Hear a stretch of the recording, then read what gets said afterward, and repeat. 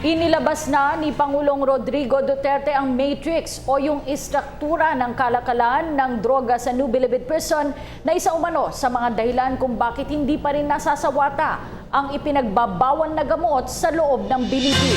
Kabilang sa mga personalidad na makikita sa matrix ay sina Senator Laila de Lima na nagsilbi bilang Justice Secretary noong Administrasyong Aquino, ang dating driver nitong si Ronnie Palisok Dayan at ilang pang mga individual.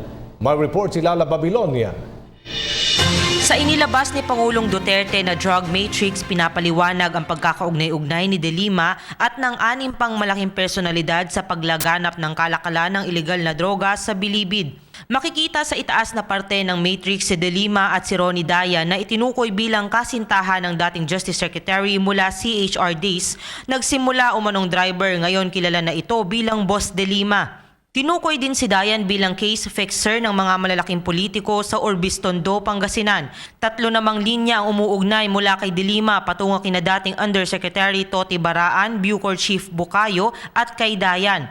Nilantad ng matrix na napromote sa posisyon bilang PNP Regional Director PRO1 si Bukayo dahil sa tulong ni De Lima. Matapos magretiro, itinalaga si Bukayo bilang hepe ng Bucor at umalis ito sa pwesto dahil sa di umano'y pagkakaimbelto sa kalakalan ng ilegal na droga sa preso. Sa drug matrix, itinukoy naman si Pangasinan Congressman Espino bilang pinakamayamang politiko sa Northern Luzon. Iniugnay din kay Espina ang magkapatid na Rafi at Toti Baraan, kung saan ginamit umano ni Espino si Rafi Baraan bilang pantakip sa kanyang mga ilegal na aktibidad.